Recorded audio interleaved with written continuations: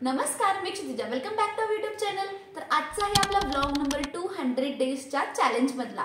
तर आपण आपल्या चॅनलवरती असेच नवनवीन आणि महत्त्वाच्या विषयांवरती व्हिडिओज करत असतो, जे की माझ्या आणि तुमच्या दोघांच्याही फायद्याचे असतात. त्यामुळे अजूनपर्यंत चॅनलला सबस्क्राइब नसेल केलं तर लगेचच चॅनलला सबस्क्राइब करा आणि तुमच्या मित्रमैत्रिणींसोबत, नातेवाईकांसोबत आपल्या चॅनलला नक्की शेअर करा.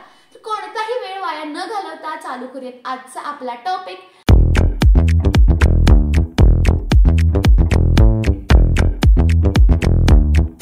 आज ज्यावेळी मी काम करायला बसली आहे तर मी मोस्टली माझं काम ऑनलाईनच असतं, तर सोशल मीडियाशी रिलेटेड असतं.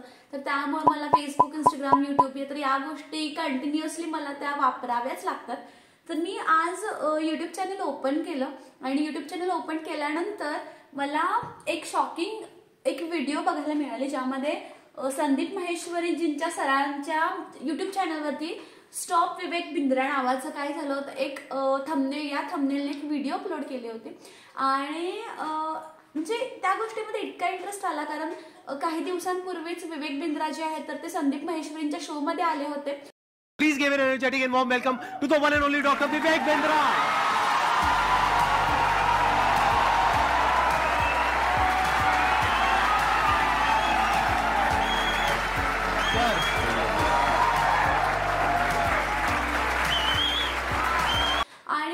अचानक अशी न्यूज बघितली, अचानक अशी व्हिडिओ बघितली, तर त्यामुळे मला थोडंसं शॉक झालं. ती व्हिडिओ मी कंप्लीट बघितली. त्यानंतर संदीप माहेश्वरीजींचं चॅनल पूर्ण सर्च केलं, काय झालंय नक्की. त्यानंतर विवेक बिंद्राजींचं चॅनल पूर्ण सर्च केलं, काय झालंय नक्की.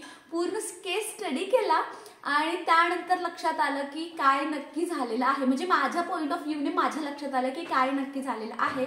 तर मला वाटते तुम्हाला सगळ्यांनाच माहिती असेल की सध्या संदीप माहेश्वरी वर्सेस विवेक बिंद्रा हा टॉपिक जो आहे तर तो यूट्यूबवरती खूप जास्त ट्रेंडिंगवरती आहे. आणि तुम्ही जर यूट्यूब यूज करत असाल आणि जर तुम्ही बिझनेसशी रिलेटेड किंवा मोटिवेशनल स्पीकरशी रिलेटेड तुम्ही व्हिडिओज बघत असाल तर तुम्हाला हे दोघंही कोण आहेत तर ते माहिती असणारच आहे.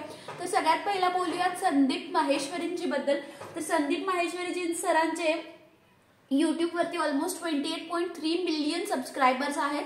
आणि त्यांच्या जसं की आपल्या मेन पेजलाच त्यांनी डिस्प्ले केलेलं आहे की world's largest non profit channel. म्हणजे कुठल्याही प्रकारचे ऍडव्हर्टाइजमेंट तर त्यांच्या चॅनलवरती शो करत नाही. चॅनल त्यांनी अजूनही मॉनिटाईज केलेलं नाही. त्यांचे लाखामध्ये व्ह्यूज आहेत. जर त्यांनी चॅनल मॉनिटाईज केलं तर मे बी ते करोडो लाखोमध्ये कमवू शकतात, पण त्यांनी अजून त्यांचं चॅनल मॉनिटाईज केलेलं नाही आहे. आणि फ्री ऑफ कॉस्टमध्ये खूप छान आणि खूप महत्त्वाचा जो कंटेंट आहे तर ते लोकांपर्यंत ते पोहोचवायचं काम करत असतात. तर हे आहे संदीप माहेश्वरीजींबद्दल. आणि दुसऱ्या साईडला जे आहेत तर ते विवेक बिंद्रा सर आहेत. तर विवेक बिंद्रा सरांबद्दल बोलायचं झालं तर विवेक बिंद्रा सरांनी यूट्यूब चॅनल चालू केलं आणि त्यानंतर ते त्याच्यावरती सेल्सशी रिलेटेड, मार्केटिंगशी रिलेटेड असे बरेच कंटेंट जो खूप महत्त्वाचा होता आहे तर अशा प्रकारचा व्हिडिओ ते त्यांच्या यूट्यूबच्या चॅनलवरती अपलोड करायचे.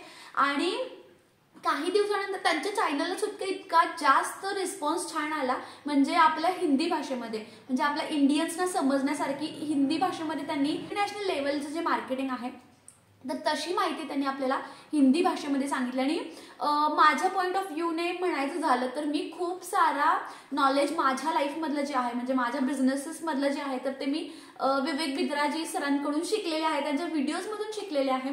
आणि खूप सारे कंटेंट त्यांनी, खूप युजफुल कंटेंट आपल्यासोबत शेअर केला. आणि काही दिवसांनंतर त्यांचं यूट्यूब चॅनल ज्यावेळी पीकला गेलं, खूप जास्त चालायला लागलं, तर त्यावेळी सरांच्या डोक्यात अशी आयडिया आली की आता आपण यूट्यूबवरती तर करतोच, आपण फ्रीमध्ये यूट्यूबवरून नॉलेज देतोच आहोत, पण आपण बडा बिझनेस नावाची कंपनी चालू करूयात आणि त्या थ्रू आपण काय करूयात, कोर्स जे आहे तर ते कोर्स बनवून आपण ते कोर्स सेल करूयात. तर ही आयडिया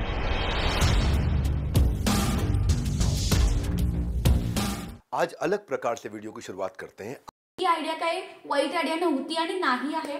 तर त्यांनी ही बडा बिझनेस नावाची जी कंपनी आहे तर ती सेटअप केली आणि त्या बडा बिझनेसचा काय त्यांचा बिझनेस मॉडेल आहे तर तो थोडाफार समजून घेऊयात, म्हणजे आपल्याला समजेल की नक्की काय स्कॅम आहे की मिस्टेक आहे, तर हे आपल्याला लक्षात येईल.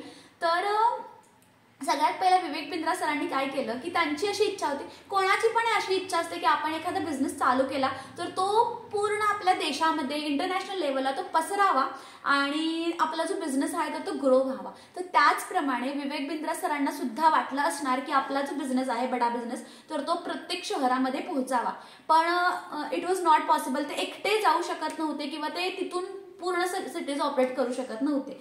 तर अशा वेळी त्यांना टीम बिल्ड करण्याची गरज लागली. म्हणजे त्यांनी टीम तयार केली आणि ती पण टीम कशी तयार केली की तर प्रत्येक शहरामध्ये त्यांनी बिझनेस कन्सल्टंट्स जे आहेत तर ते त्यांनी अपॉइंट करायला सुरुवात केली. आणि त्यांनी त्यांचा असा रोल होता की इफ यू वॉन्ट, तुम्हाला जर बिझनेस कन्सल्टंट व्हायचं असेल, आपल्या टीमसोबत जॉईन व्हायचं असेल, देन यू कॅन कम करा, मी तुम्हाला ट्रेनिंग देणार आणि त्यानंतर तुम्ही कन्सल्टंट होऊ शकता, बिझनेस कन्सल्टंट होऊन आपल्या टीमला जॉईन करू शकता. पण इथे सगळा मिस्टेक झाला. इथे असा मिस्टेक झाला की ज्यावेळी एखाद्या व्यक्तीला आपण एखाद्या जॉब पोझिशनला घेत असतो तर त्यावेळी आपण त्याची डिग्री काय आहे, त्यानंतर त्याचं शिक्षण काय आहे, त्याचे स्किल्स काय आहेत, तो कशा प्रकारे त्याचं नॉलेज जे आहे तर ते बिझनेस ग्रो करण्यासाठी वापरू शकतो, या सगळ्या गोष्टी कन्सिडर करायला हव्या होत्या. पण विवेक बिंद्रा सरांचं जे सबस्क्रायबर्स आहेत तर ते बरेच सबस्क्रायबर्स आहेत. म्हणजे एखादा शेतकरी मुलगा असेल किंवा एखादा शहरातला मुलगा असेल किंवा एखादा म्हणजे वेगवेगळ्या पोझिशनमधून वेगवेगळ्या सिटीजमधून त्यांचे सबस्क्रायबर्स आहेत. तर प्रत्येक मुलाने एखादा बेरोजगार असेल आणि त्याला काहीतरी एंटर करायचं असेल बिझनेसच्या क्षेत्रामध्ये तर अशी पण मुलं असतील. तर अशा सगळ्या मुलांनी काय केलं, तिथं जॉबसाठी म्हणजे या पोझिशनसाठी काय केलं, अप्लाय केलं. आणि अप्लाय केल्यानंतर विवेक बिंद्रा सरांनी या सगळ्या मुलांना किंवा या सगळ्या लोकांना बिझनेस कन्सल्टंट्सना ट्रेनिंग दिलं आणि त्यानंतर त्यांना रिस्पेक्टिव्ह पोझिशन्सला पाठवलं.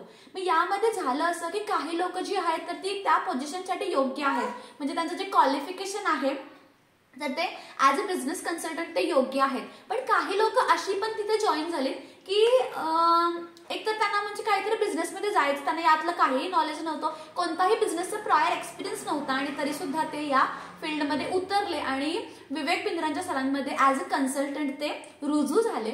आणि त्यानंतर सगळी मिस्टेक इथे चालू झाली. म्हणजे ज्यावेळी त्यांनी तिथून ट्रेनिंग घेतलं आणि आपल्या रिस्पेक्टिव्ह सिटीमध्ये येऊन त्यांनी ज्यावेळी काम करायला चालू केलं तर सगळा जो स्कॅम म्हणू शकतो आपण त्याला, स्कॅम नाही म्हणू शकत आपण त्याला, आपण एक मिस्टेक म्हणू शकतो. ही जी मिस्टेक आहे तर ही इथे तयार व्हायला चालू झाली. तर जे लोक या पोझिशनसाठी वेल क्वालिफाईड होते त्यांनी तिथून बाहेर पडल्यानंतर त्यांचा रिस्पेक्टिव्ह रोल जो आहे तर तो खूप छान पार पडला आणि जे कोर्सेस आहेत तर ते खूप छान सेल केले आणि ते खूप छान त्यांनी एक्सप्लेन केले.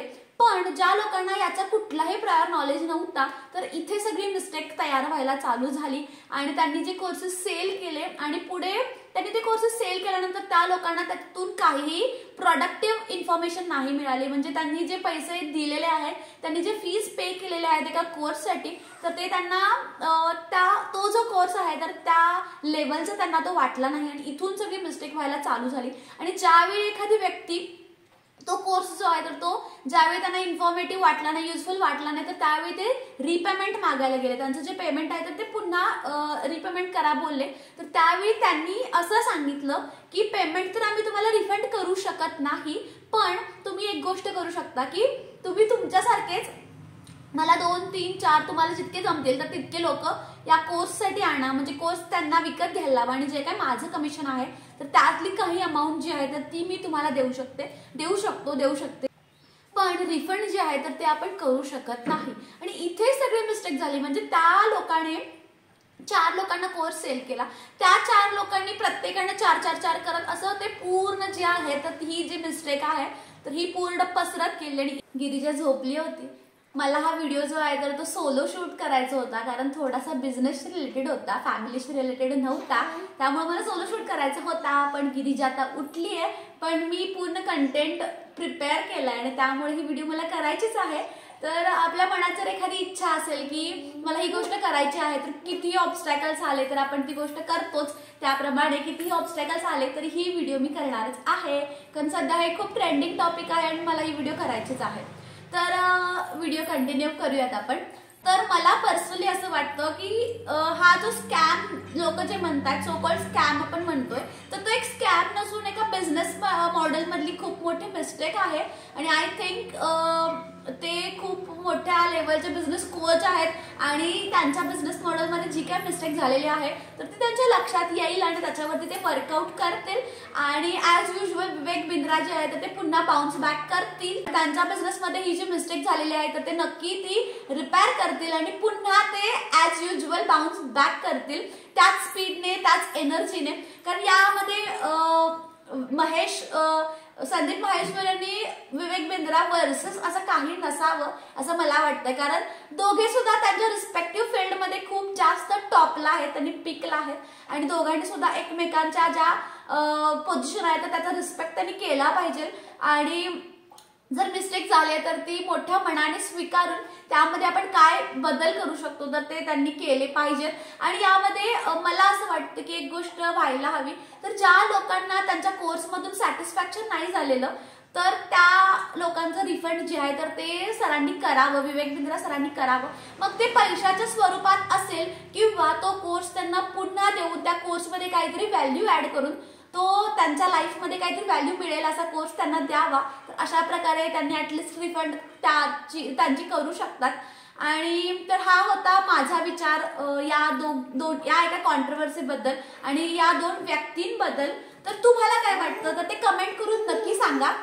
तर संदीप महेश्वरी सरांच्या चॅनलवरती जो व्हिडिओ अपलोड झाला होता तर त्या मुलाच्या बापाचे महिन्याचे उत्पन्न 15,000 होते आणि त्या मुलाने एका कोर्ससाठी 50,000 रुपये भरले होते. तर मला असं वाटतं की सध्या मार्केटिंगशी रिलेटेड किंवा सेल्सशी रिलेटेड किंवा कोणत्याही बिझनेसशी रिलेटेड ज्यावेळी आपण एखादा स्टार्टअप उभा करणार असतो तर बरीचशी माहिती आपल्याला युट्यूबवरती online free of cost available होते. फक्त आपण ती गोष्ट फ्री ऑफ कॉस्ट मिळते म्हणून इग्नोर करतो आणि जिथं आपल्याला पेड कोर्सेस मिळतात तर अशा सर्व्हिसेसकडे आपण स्विच करतो. तर असं न करता जे आपल्याला युट्यूबवरती फ्री ऑफ कॉस्ट मिळतात कोर्सेस तर ते करण्यासाठी त्यामध्ये एनरोल करण्यासाठी काही हरकत नाहीये. युट्यूबवरच्या व्हिडिओज बघा, त्यानंतर तुमचे छानसे नोट्स काढा, त्यानंतर तुमचं बिझनेस मॉडेल जे आहे तर ते तयार करा आणि तुम्हाला तुमच्या बिझनेसमध्ये काय करायचं आहे तर त्या अकॉर्डिंगली तुम्ही प्लॅन करू शकता. तर मी जो माझा बिझनेस मॉडेल जो बघितला होता म्हणजे त्यावेळी मी सुद्धा विवेक बिंद्रा सरांचे बरेचसे व्हिडिओज बघितलेत. म्हणजे सेल्सशी रिलेटेड असतील, मार्केटिंगशी रिलेटेड असतील, कुठलाही बिझनेस स्टार्टअपशी असतील किंवा एखादा बिझनेस चालू झालेला आहे तर त्याला ग्रो करायचा असेल किंवा त्याचे फ्रँचायझी आपल्याला द्यायची असतील तर प्रत्येक व्हिडिओ तुम्हाला विवेक बिंद्रा सरांच्या चॅनलवरती अवेलेबल आहेत. आणि असे बरेचसे युट्यूबर्स आहेत जे बिझनेस कोचिंग करतात आणि त्यांच्या सुद्धा चॅनलवरती तुम्हाला ही जी इन्फॉर्मेशन आहे तर ती फ्री ऑफ कॉस्ट मिळते आणि खूप महत्त्वाची आणि खूप छान इन्फॉर्मेशन असते. तर नक्कीच तुम्ही असे व्हिडिओज बघा आणि त्यातून शिका. कारण इतके पैसे अशा कोर्सेससाठी घालणं ॲट इनिशियल लेवलला घालणं जर तुम्हाला ते पॉसिबल नसेल आणि तरी तुम्ही घालताय तर ती तुमच्याकडून सुद्धा खूप मोठी मिस्टेक आहे. तर नक्कीच तुम्ही युट्यूबवरून जो फ्री प्लॅटफॉर्म आहे तर त्यावरून शिका आणि तुमचा जो बिझनेस आहे तर तो ग्रो करायचा प्रयत्न करा. तर माझी ही माहिती तुम्हाला कशी वाटली ते कमेंट करून नक्की सांगा आणि जर व्हिडिओ तुम्हाला आवडला असेल तर चॅनलला लाईक, शेअर आणि सबस्क्राईब करायला विसरू नका. तुमच्या मित्रमैत्रिणींसोबत आणि नातेवाईकांसोबत आपलं चॅनल नक्की शेअर करा. थँक्यू.